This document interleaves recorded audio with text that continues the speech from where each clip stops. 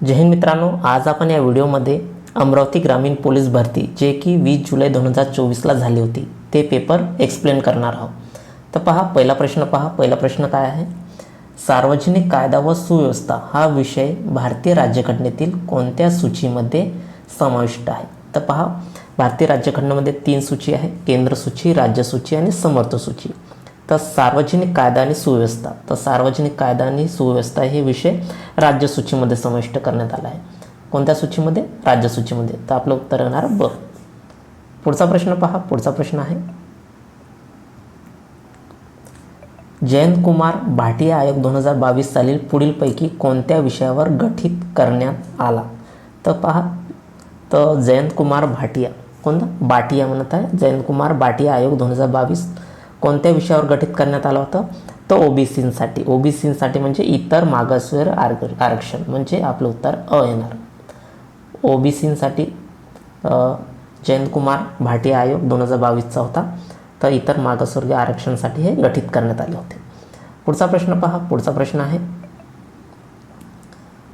पहा, विशाखा समिती सरकारी कार्यालयात पुढीलपैकी कोणत्या विषयावर गठीत केली जाते? तर हा विशाखा समिती हे कार्यालयात होणाऱ्या लैंगिक अत्याचाराविरोधात आहे. कशावर? कार्यालयात होणाऱ्या लैंगिक अत्याचाराविरोधात ही विशाखा समिती प्रत्येक कार्यालयात गठीत केली जाते. तर आपलं उत्तर येणार आहे ब. विशाखा समिती ही सरकारी कार्यालयात होणाऱ्या लैंगिक अत्याचाराविरोधात ही समिती गठीत केली जाते. पुढचा प्रश्न आहे, भारतीय लोकसभेवर महाराष्ट्रातील एकूण किती सदस्य निवडून जातात? तर किती सदस्य? खूप सोपा प्रश्न आहे. तर 48. किती? 48. भारतीय लोकसभेवर महाराष्ट्रातील एकूण 48 सदस्य निवडून जातात. पुढचा प्रश्न आहे, भारतीय दंड विधान अर्थात इंडियन पॅनल कोडच्या जागी कोणत्या नवीन कायदा आला आहे? तर नवीन कायदा म्हटला आहे. तर भारतीय दंड विधान अर्थात इंडियन पॅनल कोड याच्या जागी नवीन कोणता कायदा आला आहे? तर भारतीय न्यायसंहिता, म्हणजे आपलं उत्तर येणार आहे ड. BNS म्हणजे भारतीय न्यायसंहिता ही नवीन कायदा आली आहे. पुढचा प्रश्न आहे, नक्षलवादी पुढीलपैकी कोणत्या विचारसरणीने प्रेरित आहेत? खूप सोपा प्रश्न आहे. तर नक्षलवादी साम्यवादाशी. कशाशी? साम्यवादाशी, म्हणजे आपलं उत्तर येणार आहे ब. नक्षलवादी हे साम्यवादी विचारसरणीतून प्रेरित झालेले आहे. पुढचा प्रश्न आहे, पुढीलपैकी कोणत्या टेकड्या सातपुडा पर्वत भागात आहे? तर सातपुडा पर्वत विचारलेला आहे. तर पुढीलपैकी कोणत्या टेकड्या हे सातपुडा पर्वत भागामध्ये आहे? तर गाविलगड टेकड्या. आपलं उत्तर येणार गाविलगड टेकड्या. पुढचा प्रश्न आहे, सिपना ही नदी कोणत्या नदीची उपनदी आहे? तर सिपना ही नदी नर्मदा येणार नाही, यमुना सुद्धा येणार नाही आणि चंबळ सुद्धा येणार नाही, म्हणजे आपलं उत्तर येणार तापी. सिपना ही नदी तापी या नदीची उपनदी आहे. पुढचा प्रश्न आहे, मेळघाट अभयारण्यातील प्रमुख आदिवासी जमात कोणती आहे? तर मेळघाट हे अभयारण्य अमरावती जिल्ह्यामध्ये येतो. तर मेळघाट अभयारण्य तर कोणती जमाती आढळते? तर कोरकू जमाती. कोणती? कोरकू ही जमाती आढळते. पुढचा प्रश्न आहे, संत तुकडोजी महाराज यांचे जन्मगाव कोणत्या तालुक्यात आहे? तालुका विचारला आहे. तर संत तुकडोजी महाराज राष्ट्रसंत आपण असंही म्हणू शकतो, राष्ट्रसंत तुकडोजी महाराज यांचा जन्म कोणत्या तालुक्यामध्ये झाला आहे? तर खूप सोपा प्रश्न आहे हा. तर मोर्शी तालुक्यामध्ये. कोणत्या तालुक्यामध्ये? मोर्शी तालुक्यामध्ये झाला आहे. पुढचा प्रश्न आहे, मणिपूर राज्याला कोणत्या राज्याची हद लागून नाही म्हटलं आहे? तर मणिपूर राज्याला कोणत्या राज्याची हद लागून नाही? तर नागालँडची आहे हद, मिझोरामची सुद्धा आहे आणि आसामची सुद्धा आहे. मणिपूर राज्याला कोणत्या राज्याची हद लागून नाही? तर अरुणाचल प्रदेश. आपलं उत्तर येणार ड. अरुणाचल प्रदेशला लागून नाही आहे. पुढचा प्रश्न आहे, भारतीय एकमेव जिवंत ज्वालामुखी कुठे आहे? तर 7वी 8वीच्या पुस्तकामध्ये किंवा स्टेट बोर्डच्या पुस्तकामध्ये खूप वेळा टाकलेला प्रश्न आहे हा, किंवा त्या पुस्तकामधून उचललेला प्रश्न असे म्हणू शकतो आपण, कारण की भारतीय एकमेव जिवंत ज्वालामुखी कुठे आहे तर बॅरन बेटला. कुठे? बॅरन बेटला आहे. पुढचा प्रश्न पहा. पुढचा प्रश्न आहे, चंद्रग्रहण खालीलपैकी कोणत्या दिवशी होते? खूप सोपा प्रश्न आहे. चंद्रग्रहण म्हणजे पौर्णिमालाच होणार आहे, तर पौर्णिमा उत्तर येणार आपला. चंद्रग्रहण खालीलपैकी कोणत्या दिवशी होत असते? तर पौर्णिमाला. अमावस्येला होणार का? नाही, तर पौर्णिमेला होणार. पुढचा प्रश्न आहे, दीन-ए-इलाही भारतात उदार धर्मपंथ कोणत्या सम्राटाने स्थापना केली? तर पहा, दीन-ए-इलाही कोणी केले? तर अकबराने. कोणी? अकबराने केले. स्टेट बोर्डमध्ये प्रश्न वगैरे तुम्हाला भेटून जाणार. स्टेट बोर्ड वरील समजा स्टेट बोर्डचे पुस्तकही वाचले तर तुम्ही हे कवर करू शकता. तर दीन-ए-इलाही हे अकबराने स्थापन केलेलं धर्म आहे. पुढचा प्रश्न पहा. पुढचा प्रश्न आहे, संपूर्ण स्वराज्याचा ठराव काँग्रेसच्या कोणत्या अधिवेशनात पारित केला गेला आहे? हा स्टेट बोर्डमध्ये भेटून जाते हा प्रश्न. संपूर्ण स्वराज्याचा ठराव कोणत्या अधिवेशनात पारित केला आहे? तर कोणत्या अधिवेशनामध्ये? तर लाहोर अधिवेशनामध्ये. म्हणजे आपलं उत्तर येणार आहे क. 1929 लाहोर अधिवेशनामध्ये. पुढचा प्रश्न पहा. पुढचा प्रश्न आहे, सत्यप्रकाश हा ग्रंथ कोणी लिहिला? हा स्टेट बोर्डच्या पुस्तकात भेटून जाणार तुम्हाला. सत्यार्थ प्रकाश तर कोणी? स्वामी दयानंद सरस्वती. स्वामी दयानंद सरस्वती यांनीही ग्रंथ लिहिला. म्हणजे सत्यार्थ प्रकाश हा ग्रंथ कोणी लिहिला? तर स्वामी दयानंद सरस्वती यांनी लिहिला. पुढचा प्रश्न पहा. पुढचा प्रश्न आहे, RFIDचे विस्तारित रूप काय आहे? तर काय आहे विस्तारित रूप? Radio frequency identification. RFIDचे विस्तारित रूप काय आहे? तर रेडिओ फ्रिक्वेन्सी आयडेंटिफिकेशन. म्हणजे आपलं उत्तर येणार क. Radio frequency identification. पुढचा प्रश्न पहा. पुढचा प्रश्न आहे, ChatGPT म्हणजे काय आहे? तर खूप वेळा आपण न्यूजमध्ये पाहतो ChatGPT म्हणून. तर ChatGPT काय आहे? तर ChatGPT काय आहे? तो ओपन AIचा चॅटबोट आहे. काय आहे? ओपन AIचा चॅटबोट. म्हणजे आपलं उत्तर येणार आहे क. ओपन AIचा चॅटबोट. पुढचा प्रश्न पहा. पुढचा प्रश्न आहे, चलनवाढीमुळे कोणाला फायदा होतो? तर पहा, हा प्रश्न इकॉनॉमिकचा आहे. तर ज्याचं इकॉनॉमिक चांगलं आहे त्यांनी प्रश्न सोडवला असेल, नाही तर कन्फ्यूज झाले असेल. चलनवाढीमुळे कोणी म्हणतं ऋणकोला फायदा आहे, कोणी म्हणतो की धनकोला फायदा आहे, कोणी म्हणतो बेरोजगारला फायदा आहे. तर चलनवाढीमुळे कोणाला फायदा आहे? तर चलनवाढीमुळे कोणाला फायदा आहे? तर ऋणकोला. कोणाला? ऋणकोला. तुम्ही हा प्रश्न समजा तुम्हाला पाहायचा असेल तर रंजन कोळंबच्या पुस्तकामध्ये पेज नंबर 250 मध्ये डिटेल दिला आहे चलनवाढीबद्दल. तर चलनवाढीमुळे आपण चलनवाढीमुळे रोजगार वाढते हे म्हणू शकतो, बेरोजगारी कमी होते हे म्हणू शकतो.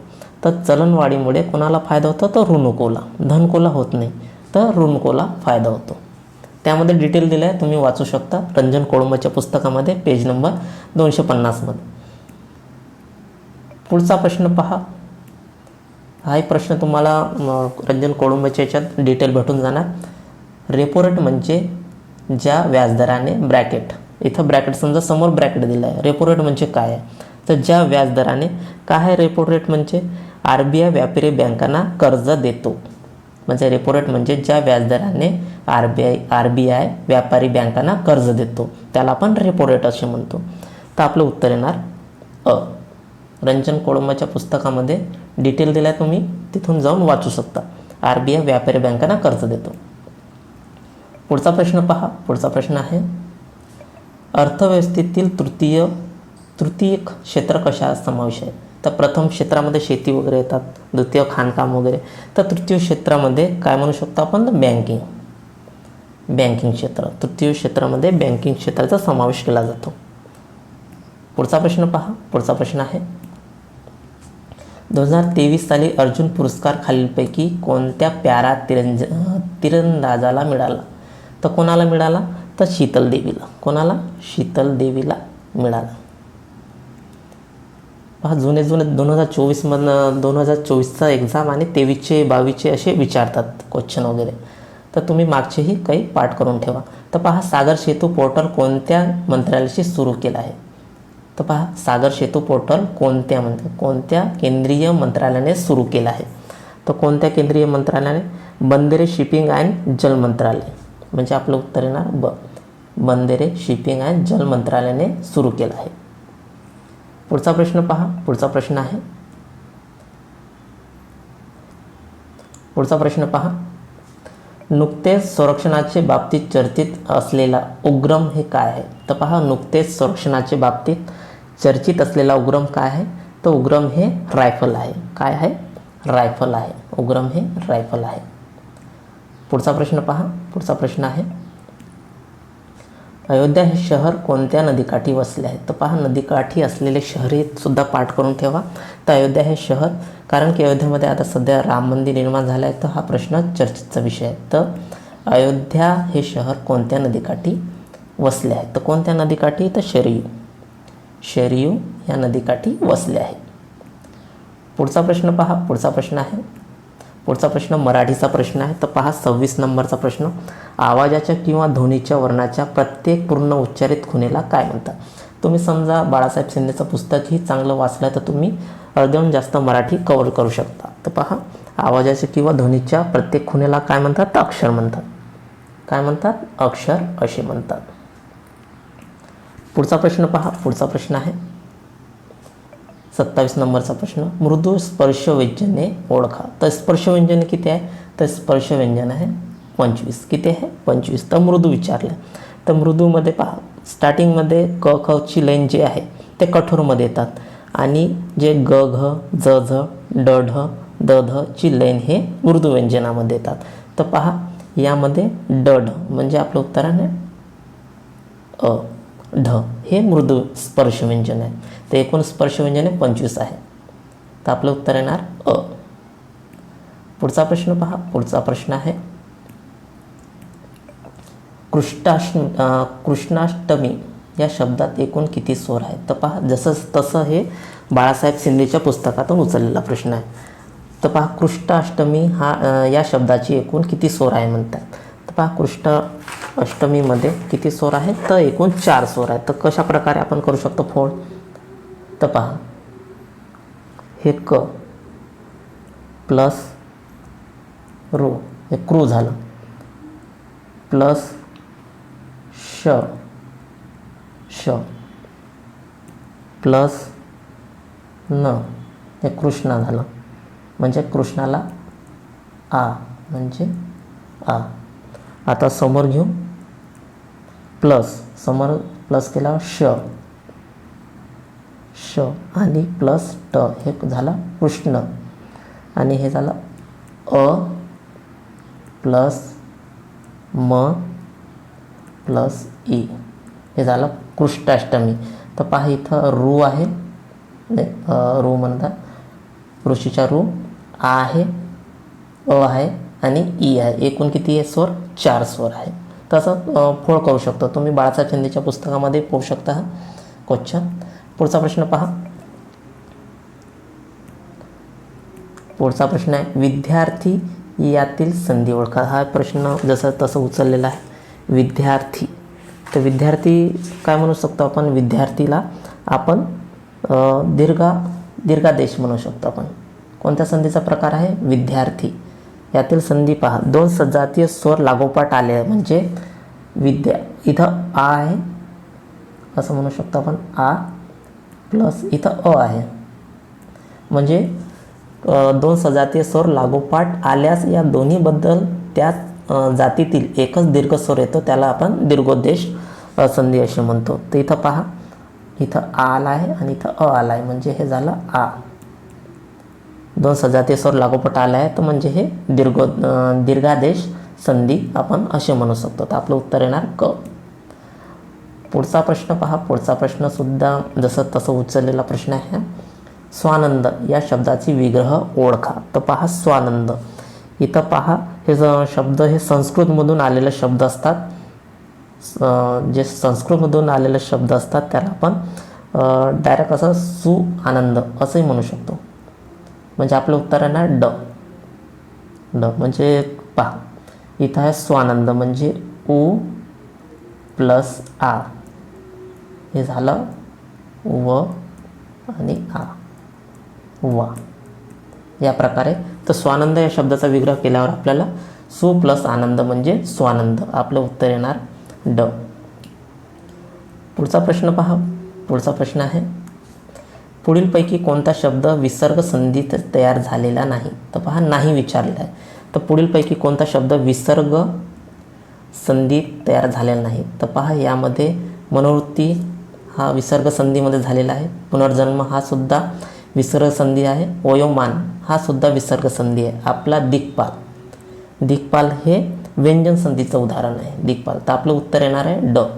पुढीलपैकी कोणता शब्द विसर्ग संधीमुळे तयार झाला नाही म्हणत आहे? तर नाही विचारलं आपल्याला.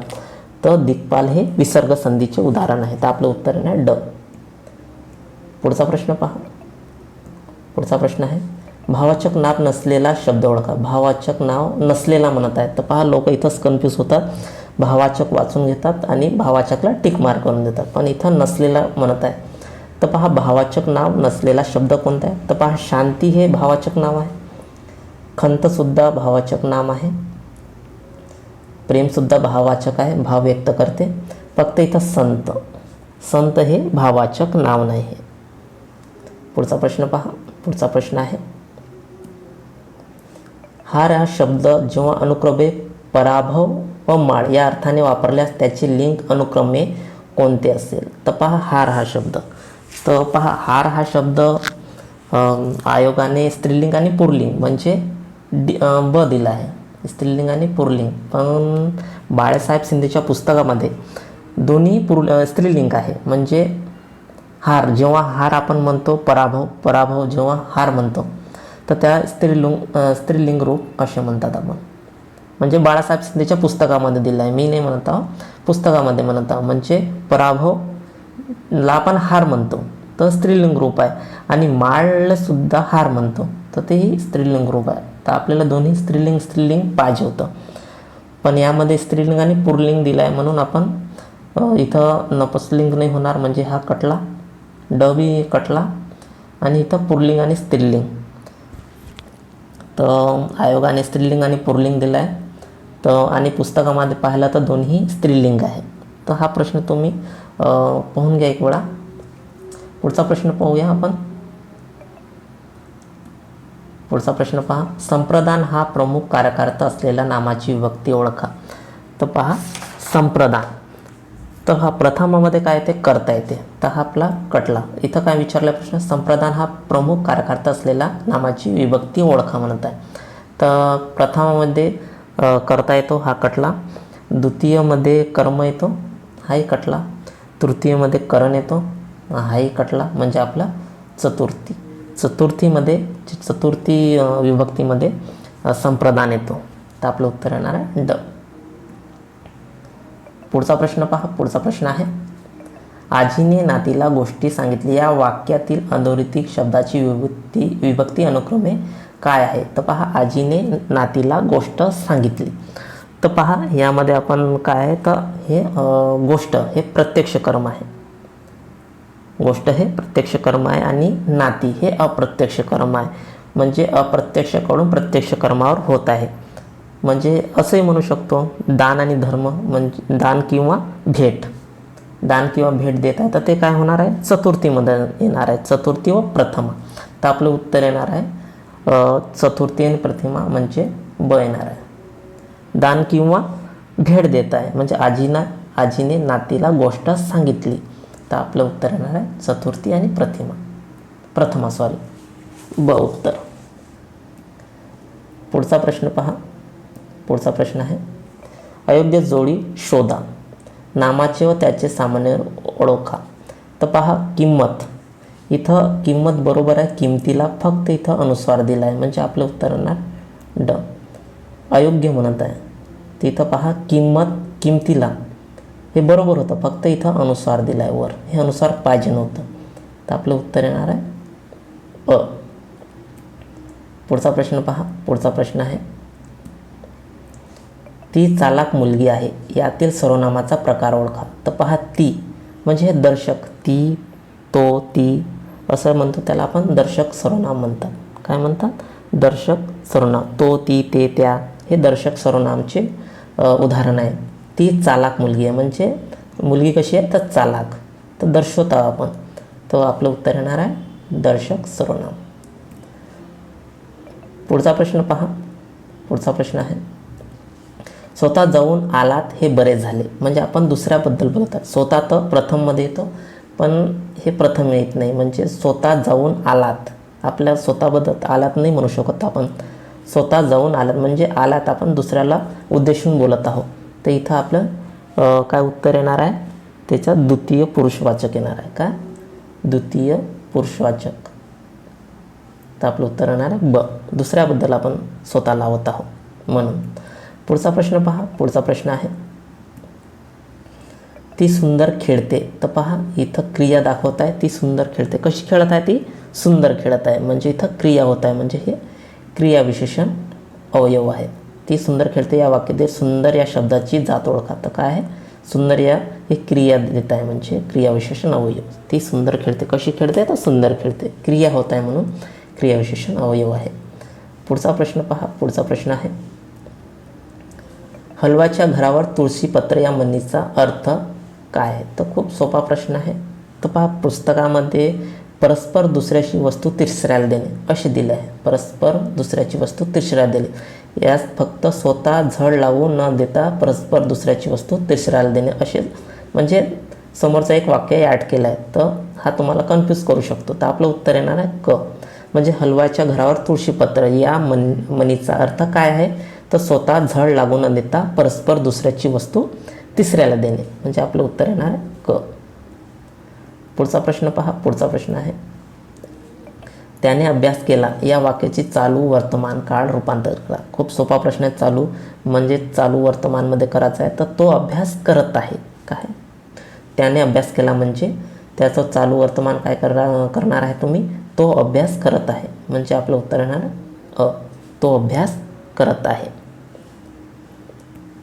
पुढचा प्रश्न पहा. पुढचा प्रश्न आहे, मी दररोज शाळेत जातो. पहा इथं दररोज या वाक्यातील अधोरेखित क्रियाविशेषण अवयवाचा प्रकार ओळखा. तर पहा अधोरेखित केलेला हे दररोज काय आहे? कोणता प्रकार आहे? कालदर्शक आहे, सातत्यदर्शक आहे, आवर्तीदर्शक आहे की यापैकी नाही? तर पहा मी दररोज शाळेला जातो या वाक्यातील अधोरेखित क्रियाविशेषण अवयवाचा प्रकार कोणता आहे? तर हा दररोज म्हणजे आवर्ती होत आहे, म्हणजे हे आवर्तीदर्शक क्रियाविशेषण अवयव आहे. कोणते आहे? क्रियाविशेषण अवयव कोणते आहे? तर आवर्तीदर्शक. मी दररोज शाळेला जातो म्हणजे आवर्ती होत आहे, सातत्य नाही आहे, म्हणजे दररोज आवर्ती होत आहे, म्हणजे आपलं उत्तर येणार आहे क. पुढचा प्रश्न पहा. पुढचा प्रश्न आहे, उंदीर बिळातून बाहेर आला या वाक्यातील शब्दयोगी अवयवाचा प्रकार ओळखा. तर पहा यामध्ये खूप जण कन्फ्यूज होतात. बिळातून म्हणजे आपण स्थळ वाचक सांगून देतो, पण तसं नाही आहे. उंदीर बिळातून बाहेर आला म्हणजे तो येत आहे, त्या भागातून येत आहे, म्हणजे गती होत आहे, म्हणजे आपलं उत्तर आहे गतिवाचक. उंदीर बिळातून बाहेर आला या वाक्यातील शब्दयोगी अवयवाचा प्रकार ओळखा. शब्दयोगी अवयवाचा प्रकार ओळखा म्हणजे हा गतिवाचक शब्दयोगी अवयव आहे. पुढचा प्रश्न पहा. पुढचा प्रश्न आहे, धूर्त या शब्दाचा विरुद्धार्थी शब्द ओळखा. तर धूर्त म्हणजे चालाक होणार, म्हणजे हे विरुद्धार्थी शब्द होणार नाही, हे समानार्थी शब्द आहे. तर हे बाज, कोल्ह्यासारखा हे समानार्थी शब्द आहे. फक्त भोळा, धूर्तचा भोळा, म्हणजे आपलं उत्तर येणार ब. खूप सोपा प्रश्न आहे. पुढचा प्रश्न पहा, उपकारखाली ओसाड बनलेला या शब्दसमूहातील खालीलपैकी योग्य शब्द कोणता आहे? तर पहा उपकाराखाली लाजरा होणार नाही. येसू म्हणजे जे युद्धाची, ज्याला म्हणजे युद्ध करण्यामध्ये आपण म्हणू शकतो आवड असणारा, तर हे होणार नाही. तर आपलं उत्तर येणार आहे मिथा. काय होणार आहे? मिंधा, मिंधा. उपकाराखाली ओसाड बनलेला या शब्दाला काय म्हणतो आपण? मिंदा असं म्हणतात. काय म्हणतो? मिंदा असे म्हणतात. युसू म्हणजे जिंकण्याची इच्छा आणि विशुद्ध म्हणजे जिंकण्याची इच्छा आणि युसू म्हणजे युद्ध करण्याची इच्छा ज्याला असते. तर हा दोन्ही शब्द येणार नाही, लाजरा येणार नाही, म्हणजे आपलं उत्तर येणार मिंदा. उपकाराखाली ओसाड बनलेला या शब्दसमूहाला काय म्हणतात? तर मिंदा असे म्हणतात. पुढचा प्रश्न पहा. पुढचा प्रश्न आहे, खालीलपैकी फारशी प्रत्यय लावून तयार झालेले शब्द साधित तत्वित शब्द ओळखा. तर फारशी शब्दामध्ये पहा गावकी, दिनकर, परकीय हे येणार नाही. तर इथं बाळासाहेब शिंदेचं पुस्तक चांगलं वाचलं असले तर चिटणीस हा शब्द फारशी भाषेतून आला असे म्हणू शकतो, किंवा प्रत्यय लागला आहे चिटणीस. तर आपलं उत्तर येणार आहे अ. पुढचा प्रश्न पहा. पुढचा प्रश्न आहे सर्वच्या सर्व गण य असणारे वृत्त ओळखा. तर य असणारे पहा य य य सर्वच्या सर्व य य म्हणजे यामध्ये 12 अक्षरे असतात. अक्षरे किती असतात? 12. तर हे कोणते गण आहे? य य असणारे वृत्त कोणतं आहे? ते हे भुजंग प्रयास आहे. कोणतं आहे? भुजंग प्रयास. यामध्ये किती अक्षर असतात? 12. आणि पूर्ण य य येणारे वृत्त कोणते आहे? तर यामध्ये गण य य असणारे वृत्त कोणते आहे? तर हे भुजंग प्रयास आहे. कोणते? भुजंग प्रयास. या प्रकारे य य येतो यामध्ये. तर हे कोणतं वृत्त आहे? तर भुजंग प्रयास वृत्त आहे. पुढचा प्रश्न पहा. पुढचा प्रश्न आहे ओठ पुरुषोत्तमा, वाट पाहेरमा, दावी चंद्रमुखी, सकळ काशी यातील अलंकार ओळखा. तर पहा मुख चंद्रमा म्हणजे मुख चंद्रमा म्हणजे चंद्रासारखं मुख यातील रूपक दाखवलेलं आहे. ओठ पुरुषोत्तमा, वाट पाहेरमा, दावी मुख चंद्रमा, सकळ काशी म्हणजे यामध्ये रूपक दिले आहे. म्हणजे जेव्हा उपमेय आणि उपमान यात भेद नसून दोन्ही अगदी एकरूप आहे असे दर्शवले जाते तेव्हा रूपक अलंकार होते. मुख चंद्रमा म्हणजे यामध्ये भेद नाही आहे. मुख आणि चंद्रमामध्ये असे रूपक दिलेले आहे. तर हे रूपक अलंकार आहे. जेव्हा उपमेय आणि उपमान यात भेद नसून दोन्ही अगदी एकरूप आहेत असे दर्शवले जाते तेव्हा रूपक अलंकार होते. तर आपलं उत्तर येणार आहे रूपक अलंकार. पूर्ण अलंकार पाठ करून ठेवा. एक ना एक प्रश्न पोलीस भरतीमध्ये टाकतातच. पुढचा प्रश्न पहा. पुढचा प्रश्न आहे बिनचूक या शब्दातील समास ओळखा. तर पहा बिनचूक. तर बिनचूकमध्ये पहा बे, दर, बेला, गैर, बिन हे फारशी भाषेतील उपस्गर आलेले असतात. तर यातील तर कोणते आहे? ते हे अवयवभावी समाज आहे. अवयवभावी समाज हे पाठच करून ठेवा तुम्ही. बे, दर, बेला, गैर यामध्ये असे शब्द वगैरे येतात. तर हे उपस्गरमध्ये येतात. म्हणजे कोणता? अवयवभावी समास. बिनचूक या शब्दातील समास प्रकार कोणता आहे? तर अवयवभाव समाज आहे. त्यामध्ये बे, दर, बेला, गैर, बिन फारशी भाषेतील उपस्गर येतात. पुढचा प्रश्न पहा. पुढचा प्रश्न आणि शेवटचा प्रश्न आहे पुढील 2 विधाने वापरून त्याचे केवळ वाक्य बनवा. तर पहा केवळ वाक्य बनवताना संयुक्त वाक्य आलं नाही पाहिजे, मिश्र वाक्य आलं नाही पाहिजे. त्यामध्ये केवळ वाक्य आले पाहिजे. तर 2 विधाने वापरून लता गाणे म्हणत होती, कोणतरी दगड फेकून मारलं. तर पहा यामध्ये ब याचं उत्तर आहे. लता गाणे म्हणत असताना कोणी दगड फेकून मारलं. तर पहा इथं पहिल्यामध्ये जेव्हा तेव्हा म्हणजे जेव्हा तेव्हा दिलं हे मिश्र वाक्य म्हणजे हे येणार नाही. इथं आणि येत आहे क मध्ये, जे क ऑप्शन आहे आणि म्हणजे हे संयुक्त वाक्य हे सुद्धा येणार नाही. म्हणून हे मिश्र वाक्य हे येणार नाही. म्हणजे आपलं केवळ वाक्य लता गाणे म्हणत असताना कोणतरी दगड फेकून मारला हे केवळ वाक्य आहे. तर विद्यार्थी मित्रांनो आपण हे अमरावती पोलीस भरती पेपरमध्ये आपण जनरल नॉलेज म्हणजे सामान्य ज्ञान आणि काही मराठी व्याकरणाचे प्रश्न एक्सप्लेन केले आहे. गणिताचे जे क्वेश्चन आहे ते दुसऱ्या भागामध्ये आपण एक्सप्लेन करूया. तर तुम्हाला व्हिडिओ किंवा एक्सप्लेनेशन आवडले असेल तर आपल्या चॅनल नक्की सबस्क्राईब करा आणि लाईकसुद्धा करून द्या.